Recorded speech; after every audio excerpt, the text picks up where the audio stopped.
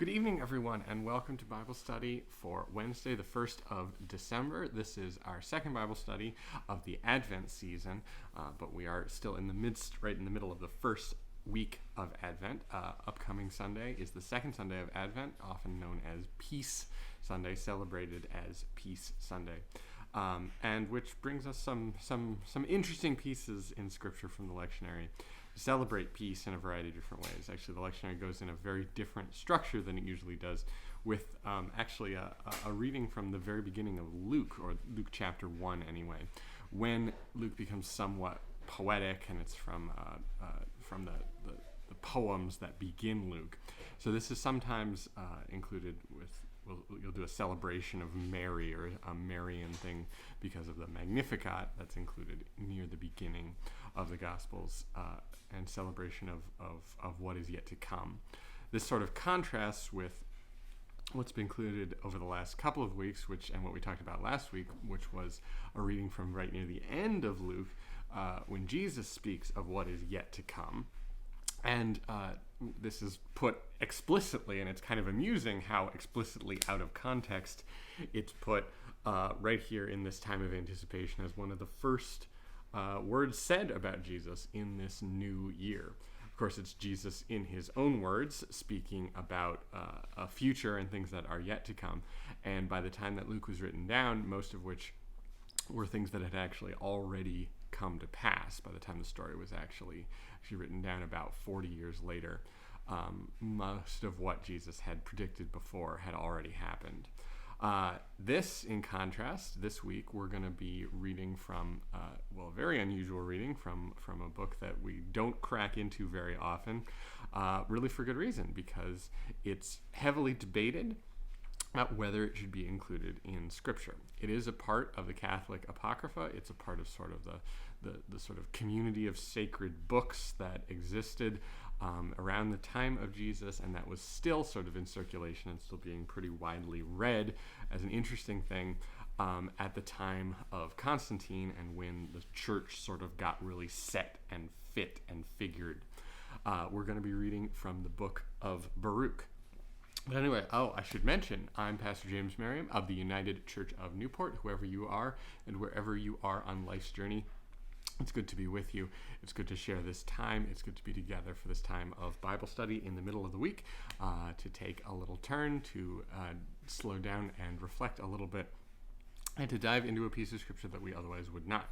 And this is quite explicitly a piece of Scripture that we otherwise would not.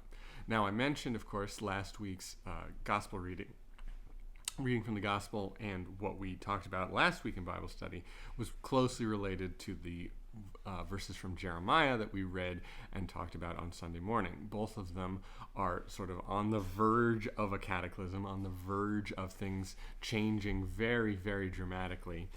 But predictions and exhortations, once from the prophet Jeremiah and once from Jesus, to have heart, to have hope, to have faith, and to not give up sort of our moral standing, the things we believe in, and to really directly invest in the future. Now, I happen to use related verses from just a little bit earlier in Jeremiah a few weeks ago for our stewardship campaign, which is really, it's one of the most directly related pieces of Scripture to investing in the future of the church, especially in challenging times, in times where there's very much a lot of uncertainty. The sort of tenor of the sort of concern over the future of the church more broadly has really sort of changed as the pandemic has gone along. The very beginning, and especially in the long stages fairly early on, when a lot of churches that weren't taking really good precautions were having a lot of people die, including a lot of pastors, sort of a disproportionate number of pastors, especially in the waves that have gone across the American South. And for those who made it such a political stand to make that particular move, that conversation has sort of changed, and now there's sort of more of a question of what comes next, because we have handled cataclysms before, but not without changes, and that's really a bigger question, a strange question, a really difficult question, but one that we are by far not at all the first to come in and look at.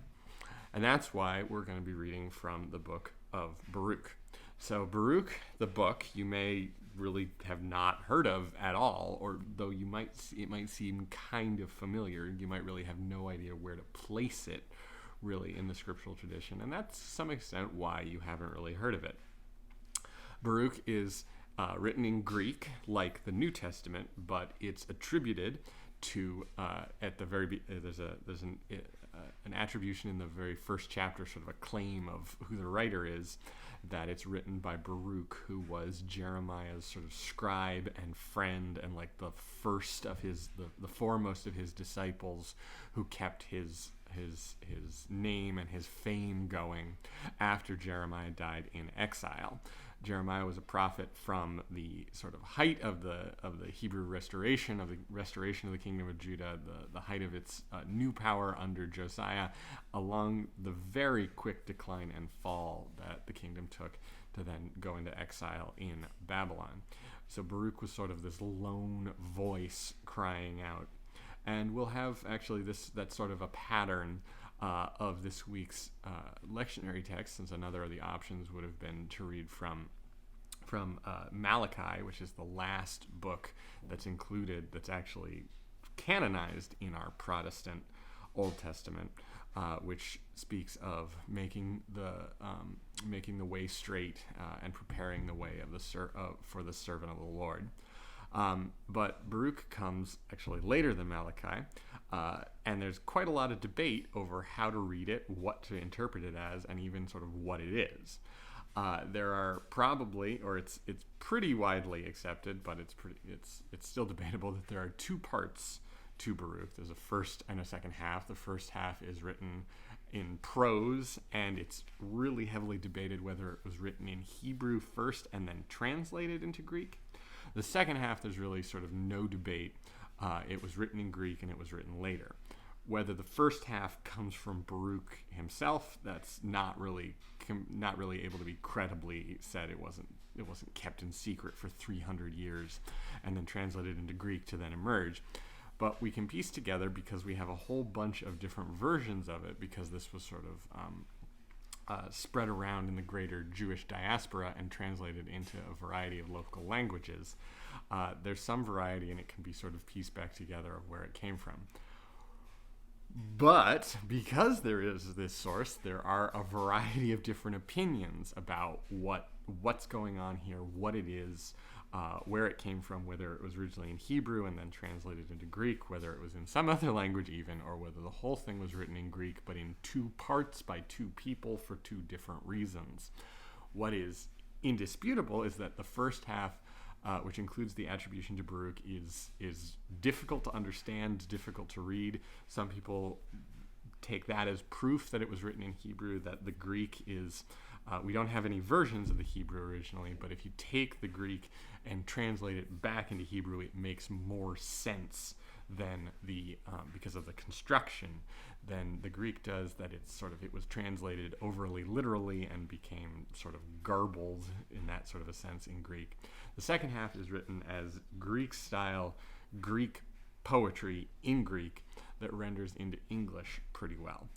So this creates this challenge of these two halves that are really different and really separate, and were put together, edited together, and that's clearly the case. The first half, that's really difficult and we can't get a lot out of, but has the claim to be attributed to Baruch, which is sort of the legitimacy, is like the big name, the big claim. While the second half is where the actual material that we can really get into goes. There are two Greek poems. Really, we'll be reading from the very end of the Book of Baruch, which is the sort of second half of the second poem in chapter 5, where Baruch talks about restoration, basically the return after exile. It appears that this is a later author sort of talking about a spiritual exile, because there wasn't an actual exile going on, and probably written in Greek just to be as widely read as possible, as Greek became sort of especially for commerce and culture, the most used language in that whole, really for as far in every direction as anyone would ever travel, starting in Jerusalem. Latin would later come to greater prominence for as an international language, but for the time being, it's Greek. Rome has not spread out and is not getting involved in this part of the world. Instead, it's these different Greek-speaking kingdoms competing over the area. We looked into one of those a couple of weeks ago. We talked about that just a little bit. But for now, let's read from Baruch. I'm going to read the entire 5th chapter. It's only 9 verses long, and this is sort of in the midst of poetry, but the chapter break is sort of a thematic break, and really starts to talk about the community collectively instead of sort of speaking to individuals. So, Baruch chapter 5. Take off the garment of your sorrow and affliction, O Jerusalem, and put on forever the beauty of the glory from God. Put on the robe of the righteousness from God. Put on your head the diadem of the glory of the everlasting. For God will show your splendor everywhere under heaven. For your name will forever be called by God, peace of righteousness and glory of godliness. Arise, O Jerusalem, stand upon the height, and look toward the east, and see your children gathered from west and east at the word of the Holy One, rejoicing that God has remembered them. For they went forth from you on foot, led away by their enemies, but God will bring them back to you, carried in glory as on a royal throne. For God has ordered that every high mountain and everlasting hill be made low, and the valleys filled up to make level ground, so that Israel may walk safely in the glory of God. The woods and every fragrant tree have shaded Israel at God's command. For God will lead Israel with joy in the light of his glory, with the mercy and righteousness that come from him. It's great stuff. It's a wonderful poem. It's very much in the flow of sort of like the most inspiring of the Psalms, or when the prophets really get going. So one can understand why we want to include this. It's just wonderful, and especially that middle line. For your name will forever be called by God, peace of righteousness and glory of godliness. Peace of righteousness. That's Peace, not just that it's a little piece of righteousness, but peace and righteousness. Righteousness through peace and peace through righteousness. Is a wonderful image and a wonderful idea to put forward. So there's no mystery about why this would be included in this particular Sunday. And it even ties in doubly and beautifully because it talks about filling in the valleys, taking down the mountains, making the rough places plain, to make this journey metaphorically as easy and as smooth as possible, and literally to a certain extent too. Now, we also have sort of an interesting contrast of it's clearly trying to make references to the exile, but wanting to speak more broadly. Of course, because we have the reference to gathering in the people of Jerusalem, the Jews, wherever they are, from the east and from the west, from every direction, all called back and made by the glory of God, made it easy for them to return. It says specifically led away by enemies, which is a reference specifically to the exile, to the Babylonian exile. But now this is speaking across the Greek-speaking world, which goes in every direction from Jerusalem, really, as far as anyone had ever traveled, in effect. So it's to gather in all those who had gone out, and I use the word diaspora, which is the sort of spread out, which is the means everywhere that Jews had gone. By this point, they had gone not just because of the exile, not because people forced them or they were carried away as captives or anything like that. Really, they had gone out for economic opportunities because there wasn't enough, especially after the return from the exile, there weren't enough jobs in Jerusalem. So these communities would go out and create little communities wherever there were jobs, which were normally in the big cities, really in every corner of the Greek-speaking world. So going in every direction and talking about many of the sort of big cities, the cities that would be really noteworthy in the church going forward later. Alexandria and Antioch, and even actually what had been Babylon. Babylon had been conquered and now was called the city was now called Seleucia. And Nineveh and all these different places that had once been sort of these places of evil, but now were united under these Greek-speaking Greek rulers. So there would have been all of these places, Jewish communities, but to have the opportunity, really economic opportunity, through God, to have everyone come back together. That's the dream. That's what we're talking about here. To not be united only through these sort of shared letters and understandably, inspiringly wonderful, just delightful texts of poetry referencing these great and noteworthy people from our common heritage who went through incredible things but didn't lose faith, didn't lose heart, didn't lose their inspiration, and held up and kept the torch going, kept the light of God going, even in the darkest of times. By comparison, our time, when we're just scattered, we're spread out, we're all over the place, but you can go anywhere in the world, as far as anyone knows the world, basically, and you'll find a community that's much like you, that understands these common languages, that knows these common stories, and that's something to be celebrated. But someday soon, we'll all be back together as one big family. Perhaps that's a wonderful message for the pandemic, that we will all get back together as one big wonderful family. And we had sort of a taste of that over the summer, but people are all over the place. People have found all kinds of things. People have found new jobs and new economic opportunities. People have moved around and done the best they could in the circumstance, taking heart from previous times where the challenges were perhaps even greater. Taking heart, doing the best we can, and finding ourselves now hopeful, but still with concern, still with things we need to work on and work through. Now, there's sort of a change, there's a very distinct change from the first half to the second half of Baruch. And you'll hear in the verses I said that almost every verse includes an exhortation to God, or a calling out of God, or even the peace of righteousness and glory of godliness. Speaking of God, and that this is a particular sort of stylistic choice that's used in the poetry section. The sort of prose section, the sort of just instructional section at the beginning of Baruch, uses Lord.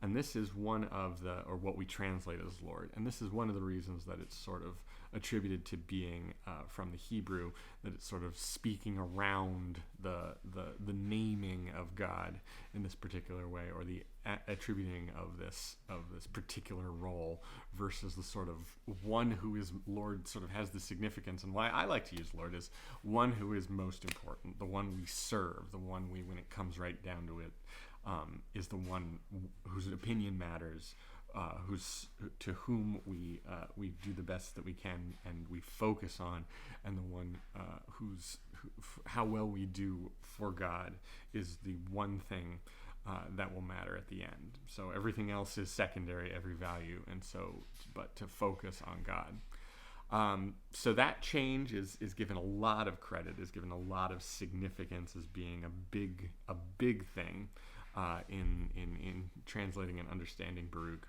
and sort of legitimizing Baruch, especially the beginning of it, as being both from the Hebrew, from the older tradition, from the more genuine Judean tradition, or even being written by Baruch himself. This is pretty much no doubt it wasn't written by Baruch. This has been known since really ancient times. It was included in that. It was canonized by the early church because it's useful and helpful and interesting, and attributes itself to this important character. But it's neat, and it was well read and well known and well understood, and it was thrown out by the Protestant Reformation, and actually not really given very much credence by those who developed and set the Jewish Bible as well, in the early days of synagogue Judaism, of rabbinical Judaism, because it doesn't fit together, it doesn't make a lot of sense, it's in the wrong language. And it's got weird timing and an overly grand attribution that it can't really put together. So even with the little bit that was known, and we know a lot more about really all of the books in Scripture now than we did 500 years ago when the Reformation was going on. Even with the far, far less that we knew then, it just didn't fit. It didn't seem right as a divinely inspired book to be canonized and kept in our sacred scriptures. But it is a book of value, of interest, and it's wonderful poetry. It's very inspiring. It's really, really lovely. So we take a nice turn into it here in the beginning of this Advent season to celebrate, to gather together, and to look to that 25 days now that we count towards Christmas. 25 days on that walk to Bethlehem. And thanks be to God for that. God bless everyone, and we'll see you again soon. We have a wonderful worship led by Mary Hoadley this Sunday for Peace Sunday, but I'll see you next week.